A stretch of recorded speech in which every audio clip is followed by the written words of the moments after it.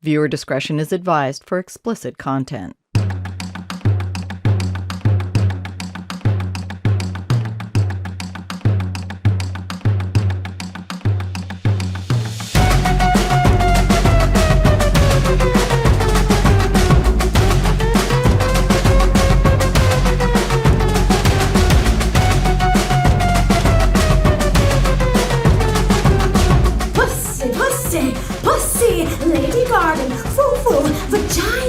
This is why I do this. It's activism. Hashtag not a silent bystander. So everyone is kind of getting their own voice, which was really important, I think, to us. We were called Fringe women. I was a sex worker. Along with the hookers, the strippers were. These are the people that are existing on the very outskirts of society. I don't like hypocrisy. I don't like to be intimidated. That's anger. When someone tries to scare me, I get up and I fight back. Anger and frustration. It's so important that we preserve our history. Up against the wall. I always looked at us as speaking out. Kata Pierce-Morgan has always spoken out. In the 70s, she raised her voice to complain about the police abuse she suffered as a dancer at Les Girls Theater. In the 80s, she advocated for dancers' rights in the media and overturned a city ordinance. By the 90s, she had firmly established Les Girls as a safe space for dancers and completely run by women. And in the 2000s, she found a new and creative platform from which to speak. This is the part where we first opened the show. In 2012, she decided to use the Les Girls stage to present legitimate theater. Her first show, The Story of Memory, was fueled by her passion for social justice, but also by her need to heal and to process grief. For decades, she'd been haunted by the suicides of two women who were close to her in the 1980s. One was an 18-year-old Les Girls dancer named Angela Faulkner.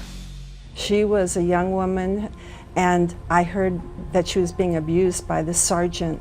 And so I took her to internal affairs. I got the charges sustained. Some years later, she was in the backwoods of Tennessee, and she committed suicide. And that impacted me. And what was so interesting, and we explore in this show, is that she was part of a spectrum. You know, she was this orphan dancer. The other was Leslie Lord, the first female leader of the San Diego Police Department's Vice Squad. Ultimately, Kata combined their stories into one play. And so we did The Mystery of Elle, which explored, two women from different ends of the world, and they both committed suicide for very personal reasons. And so our show is about the stages of grief. He does not yet see Ghost Angela walking on the mystical waves, pushing aside a magical curtain, belonging to the afterlife world. She is dead, yet forgetting the night she danced, then took her life. In denial, she is returning to the stage with its breath and quickening heartbeats and applause, to don her feathers and hope, to join the other ghosts that haunt, that live in the cycle of grief. But Kata had more than grief to process. Decades of police abuse and harassment, aggravated by the stigmatization of working in the adult entertainment industry, had taken a toll on her mental health. She was eager to move on and leave the trauma behind. And I had blocked a lot of it out of my mind. I had wiped that out. I totally didn't want to think about it anymore. But she knew she had to confront what she tried to block out. And art provided precisely the therapy she needed to thrive. In 2013, she became part of the San Diego International Fringe Festival. The annual event takes its cue from the Edinburgh Festival Fringe, which began as a creative act of rebellion against the artistic establishment. San Diego decided to follow the example of that spontaneous artistic movement and launched one of its own.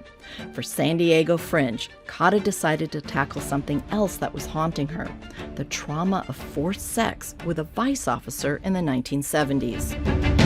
Totally forgot about the nightmares, but that was based on what was happening to me in the car, in his undercover car in Presidio Park. I met him there all the time. Went on for about a year, as I've written, so it was giving me nightmares. In Heaven or Hell 3 San Diego, she revisited that trauma through art.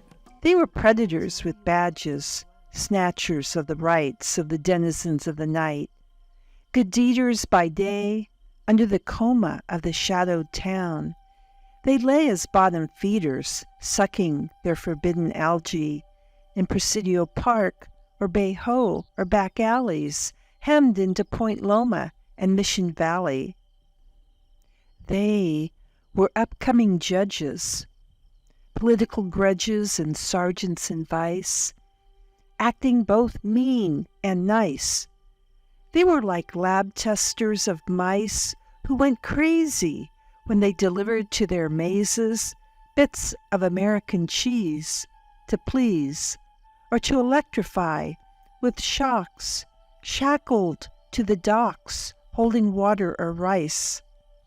These men, entitled to rape the slight, the downside dwellers of curbs, and subcultural women of the night. For that show, she enlisted the help of dancer, activist, and sex worker Kate McGrew, better known as Lady Grew. I'll talk slow so you listen, I'll move slow so you watch. The moral of this story, you can't trust the cops. I'll talk slow so you listen, I'll move slow so you watch. When bad news comes, find a solution that don't involve the cops. They're bad news, bad news.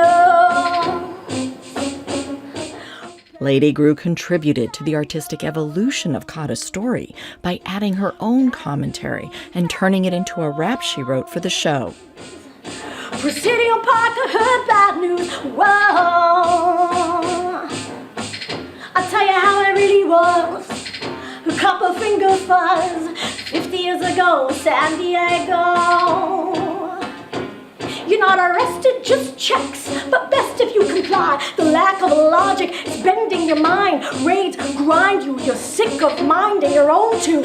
When senselessly thrown against a wall by a cop who is grown but small, still can't force you by will, he will by his hand, and that's not all. The show was performed at Les Girls, but never made it to Fringe because the pandemic would sideline the festival for 2 years. But Kata was committed to her newfound therapy and how it inspired her. What have we offered to Fringe? I think what it is we take the risk. And we are on the Fringe. In fact, when I get awards sometimes, they give me the Fringe of the Fringe Award. I mean, we were really out there. Out there, on the fringes of the Fringe, is where I first met Kata and became intrigued by her story. What Kata loves about Fringe is that she can take advantage of BYOV, or bring your own venue. That allows her to put Les Girls Theater at the center of her art, sharing its history and celebrating the positives that emerged from all the trauma. And what was present at that time was the high heel footprint, the stripper energy, all that past. You could hear them clunk, clunk, clunk, clunk, clunk, walking across the stage. And now Golden Corpse presents a bigger footprint.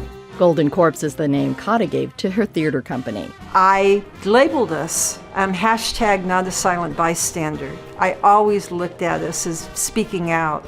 And we present social injustice shows about what happened around Les Girls and San Diego and its seedy streets and its amazing stages and all the performers that are haunting the walls now, because we go back 50 years. For her 2024 Fringe show, No Regrets, Kata drew on everything from vaudeville to Italian giallo to science fiction in order to view a seminal event in Les Girls history. The night in 1968 that Kata's late husband James Morgan suffered a humiliating raid at the hands of San Diego Vice. It was the night that forever changed the city's adult entertainment landscape and led to the opening of Les Girls Theater. So how do we get to 1968? I can't just see us starting that way. It could be so pedestrian. So we're going to make a spaceship.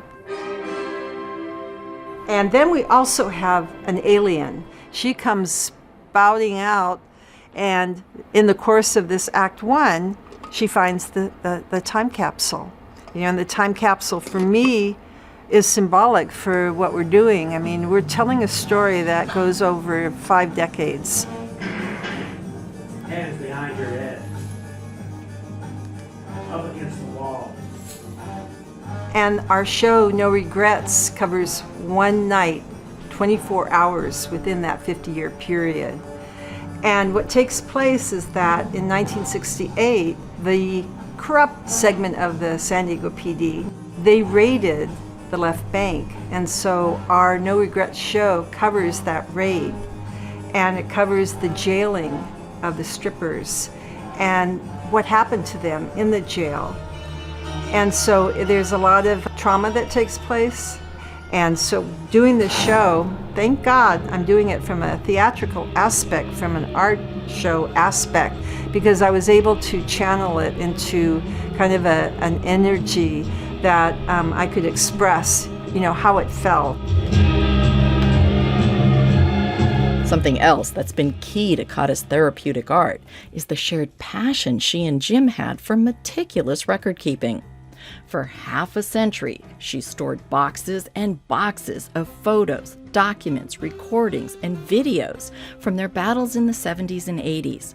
Her shows wouldn't be the same without her archives.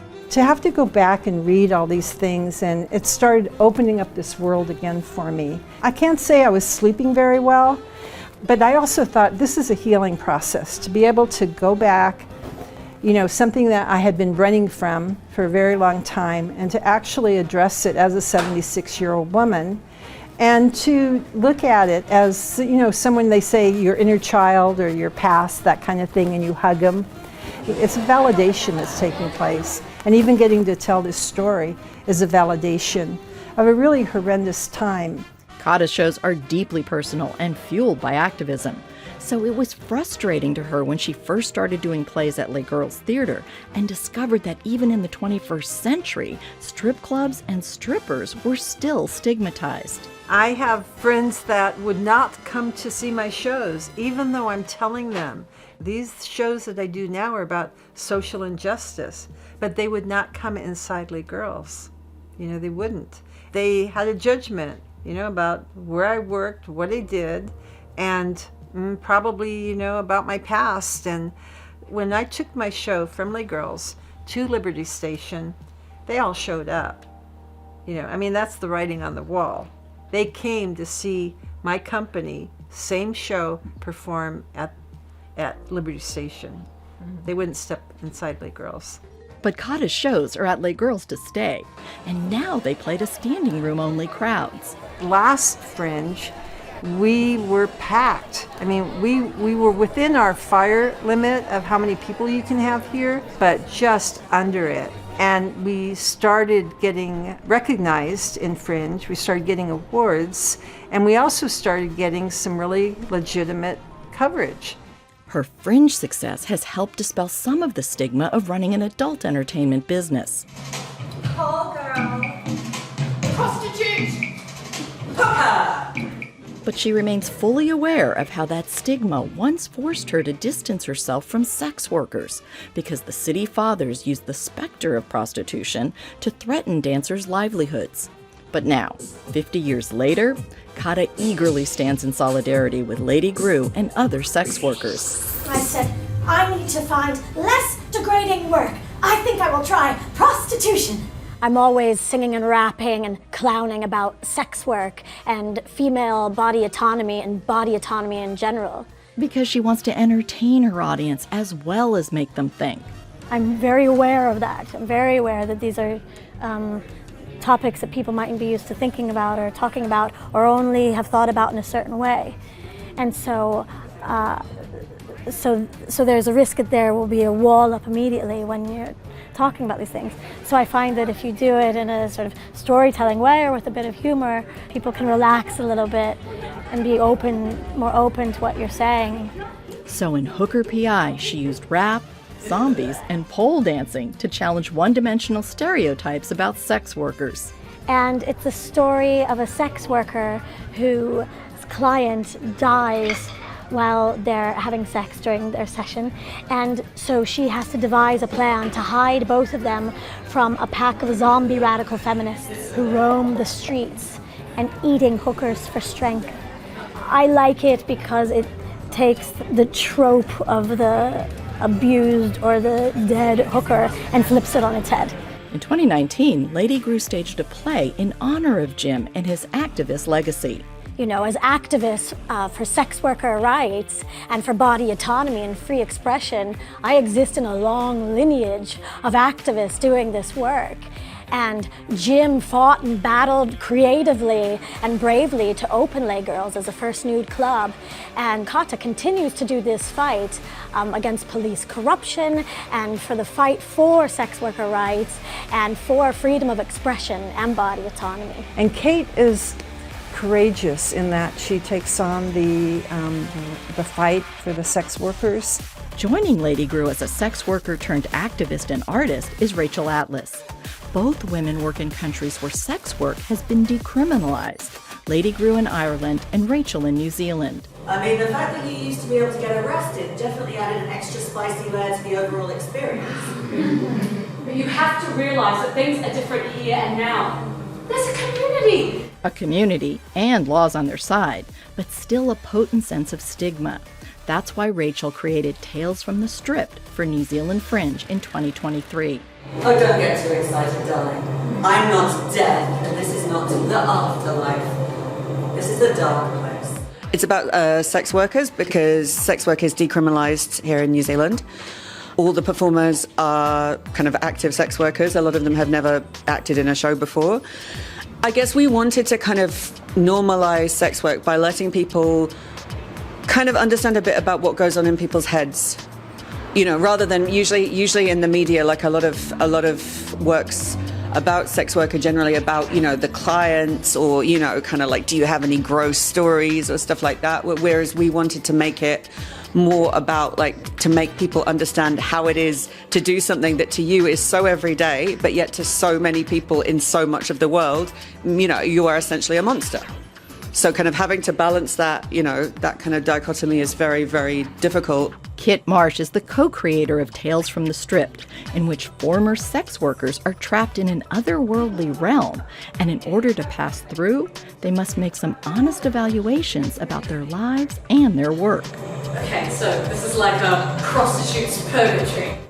From the very beginning, we wanted it to be very genuine and very heartfelt and kind of something no one has ever seen before, because a lot of the time sex workers aren't represented as real people. Hold on a sec, we're all hookers, aren't we? Bingo! Rachel cast Cherida Fraser as an angel who guides the sex workers out of the darkness. And I think just because I kind of do that for my job anyway for the Sex Workers Collective, so that's part of what I do, is a lot of advocacy for sex workers, and I'm often helping people out of dark places. But what you said about telling your children, it's not as hard as you think. When we say it and we own it, we eliminate the shame. My kids know about sex work. They know sex workers are just ordinary people. Kids don't judge. I just think the more we can talk about our stories and break down the stereotypical binaries, I suppose, about sex work, you know, like quite often people see sex work as some glamorous pretty woman or some very difficult mental health challenges or whatever, and most sex workers are just ordinary people going about ordinary lives. While Tales from the Strip challenges stigmatizing stereotypes and tries to humanize sex workers, Kate's work is very rooted in a present-day struggle to decriminalize sex work. It's really kind of the baseline infrastructure that sex workers across the globe ask for in order for us to have what we need to be able to work as safely and as happily and with as much dignity as possible. And so when we get to do the shows about social injustice, we're approaching people from a different communication. It's not only what happened to us, but we're also embroidering it with music, lighting, costuming. It's a way of reaching people's hearts, because I think what we're doing is very authentic, and it's also giving a chance to the audiences to see us as people. which is precisely what Rachel wants to do through her art as well. We interviewed everyone in the show. We interviewed them and asked them all these questions about sex work and how they felt about it and experiences and things. And I took many different of those stories and made them into a very rudimentary script. And then I gave the script to the actors and said, rewrite your words into your words, you know? You told me I have a choice about telling my parents. I still don't know if I'm going to tell them, and to be honest, I don't care if they find out. But just knowing that it's my choice, that I'm not indebted to anyone, that I can surround myself with people who love me for me. Art has the power to heal, inspire, empower, and enlighten, even when performed on the stage of a strip club. And that's something that keeps Kata's stripper energy fired up. The nature of the business, I've always struggled with it. But I can say, because of all the politics and the abuse that I experienced and went through, I will never stop this show. If we fade off into the sunset, I will be fine with that. You know, I have other interests, but I will not close this place, ever. And I will not sell it to any kind of greedy land developers that will tear this place down and all its ghosts and history. It's not happening.